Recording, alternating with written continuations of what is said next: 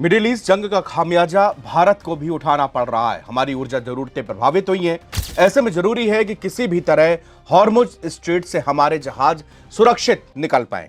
भारत लगातार इस काम पर युद्ध गति से लगा हुआ है। पीएम मोदी और फ्रांस के राष्ट्रपति इमैनुअल मैक्रों ने भी बातचीत की है।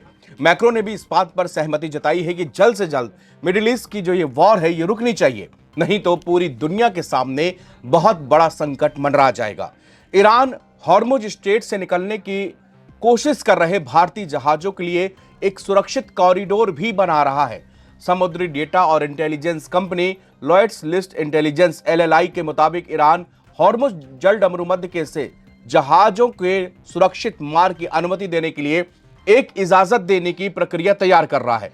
रिपोर्ट के मुताबिक भारतीय अधिकारी ईरान के साथ सीधी बातचीत कर रहे हैं और कम से कम 22 ऐसे जहाज हैं जिन्हें हॉर्मुज स्ट्रेट पार करने में भारत आना है। इनमें से 20 ऐसे जहाज हैं जो भारत की ऊर्जा सुरक्षा के लिए बहुत ज्यादा महत्वपूर्ण है। समुद्री डेटा कंपनी ने बताया है कि 9 जहाज हॉर्मुज स्ट्रेट पे ईरान के गलियारे से बाहर निकल चुके हैं। इस बीच द हिंदू की रिपोर्ट में भारत के विश्वसनीय सूत्रों के हवाले से बताया गया है कि पश्चिम एशिया में स्थिति लगातार बिगड़ने के कारण हॉर्मुज स्ट्रेट में 2 हफ्ते से ज्यादा समय से फंसे भारतीय जहाजों को फिलहाल वहीं रुके रहने के लिए कहा गया है। उन्होंने बताया कि दक्षिण पार्स में ईरान के सबसे बड़े गैस क्षेत्रों पर इजरायली हमलों के बाद भारतीय जहाजों और अन्य जहाजों के लिए आगे बढ़ने की प्रक्रिया फिलहाल रोकी गई है। लॉयड्स लिस्ट इंटेलिजेंस के editor in chief Richard Meade ने द हिंदू को बताया है कि ऑटोमेटिक आइडेंटिफिकेशन सिस्टम का डेटा भले ही कम हो, लेकिन यह बताता है कि भारत के LPG करियर ने इराक के लाराक द्वीप के चारों तरफ और ईरान के समुद्री क्षेत्र से होकर एक असामान्य रास्ता अपनाया है ताकि IRGC, नौसेना और बंदरगाह प्राधिकरण जहाज की पहचान की आंखों देखी पुष्टि कर सके। LLI के मुताबिक 9 जहाज ईरान के कथित तौर पर सुरक्षित गलियारे से बाहर निकल चुके हैं और कम से कम एक टैंकर को ईरान को $2 मिलियन का भुगतान करने के बाद वहां से गुजरने की अनुमति दी गई। ऐसी संभावना है कि ईरान युद्ध में स्थिति और बिगड़ने के साथ अमेरिका अपने युद्धपोतों को भी इस इलाके में भेज सकता है। दूसरी तरफ द हिंदू की रिपोर्ट के मुताबिक पिछले हफ्ते 12 मार्च को पीएम मोदी ने ईरान के राष्ट्रपति मसूद पेजेश्कियन से टेलीफोन पर बातचीत की थी। इसके बाद 24 जहाजों को हॉर्मुज स्ट्रेट से बाहर निकलने को लेकर बातचीत जो हुई थी उसमें प्रक्रिया शुरू कर दी गई। ईरान ने अभी तक 2 भारतीय जहाजों को हॉर्मुज स्ट्रेट से निकलने की इजाजत भी दी है।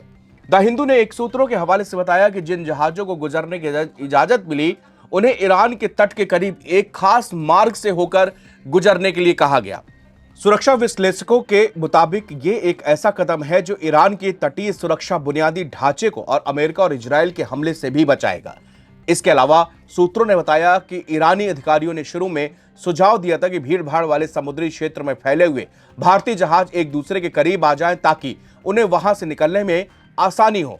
ईरान के विदेश मंत्री अब्बास अरागची ने सप्ताह की शुरुआत में कहा था कि हॉर्मुज स्ट्रेट चालू है, लेकिन ईरान अमेरिका और इजरायल से जुड़े किसी भी जहाज को वहां से गुजरने की इजाजत नहीं दी है। जबकि अमेरिकी ट्रेजरी सचिव स्कॉट बेसेंट ने सोमवार यानी 16 मार्च को CNBC को बताया था कि अमेरिका ईरानी तेल टैंकरों को हॉर्मुज जलडमरूमध्य से गुजरने की अनुमति दे रहा है। उन्होंने कहा था कि ईरानी जहाज पहले ही बाहर निकल रहे हैं और हमने दुनिया के बाकी हिस्सों को आपूर्ति करने के लिए भी ऐसा होने दिया है। लेकिन फिलहाल स्ट्रेटेजिक रूप से ईरान जो है वो भारतीय जहाजों को निकालने के लिए एक दूसरे तरह के ऑप्शनल रूट पर काम कर रहा है।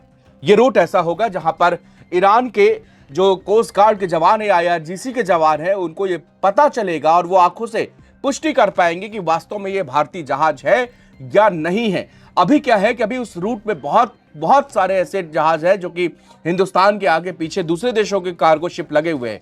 ईरान का सख्त कहना है कि जब तक वो पुष्टि नहीं करेगा या फिर वो नेशनल फ्लैग को देखकर अंदर उसकी स्थिति को देखकर जब तक ये तय नहीं करेगा कि हाँ ये वास्तव में हिंदुस्तान जा रहा है या चाइना जा रहा है या रसिया जा रहा है, इन्हीं विमानों इन्हीं कार्गो शिप को यहां से गुजरने दिया जाएगा। हॉर्मुज स्ट्रेट के बंद होने से पूरी दुनिया में त्राहिमाम है। यूरोप के कई देश जो है वो परेशान है इस चक्कर से, क्योंकि सभी की ऊर्जा जरूरतें फिलहाल रुकी हुई हैं। अब ऑप्शन यूरोप के पास में रशिया से लेने का भी नहीं है, क्योंकि उसमें भी तमाम तरीके के प्रतिबंध जो हैं वो अमेरिका ने लगाए थे। लेकिन हालांकि कुछ दिनों पहले अमेरिका ने पूरे सभी को यह अनुमति दी है कि वो रसिया से तेल खरीद सकते हैं। लेकिन यूरोप के कई सारे नेताओं के बयान आए हैं क्योंकि ऐसी स्थिति में अगर रूस से हम तेल खरीदना शुरू करेंगे तो यूक्रेन के साथ स्थिति और भी ज्यादा खराब हो सकती है। इसके अलावा कांग्रेस के सांसद शशि थरूर ने कहा है कि ईरान के हॉर्मुज स्ट्रेट में जबरदस्ती घुसने की वैसे तो किसी भी देश की कोई दिलचस्पी नहीं है, लेकिन साथ ही उन्होंने यह भी कहा कि ऐसा करना एक तरह से जंग के ऐलान की तरह ही हो जाएगा। कांग्रेस नेता ने पश्चिम एशिया की स्थिति पर फ्रांस के राष्ट्रपति इमैनुअल मैक्रों से पीएम मोदी की गुरुवार को ही मुलाकात पर अपनी प्रतिक्रिया देते हुए कहा है कि खाड़ी में जारी जंग को रोकने के लिए यह बहुत ही आवश्यक है।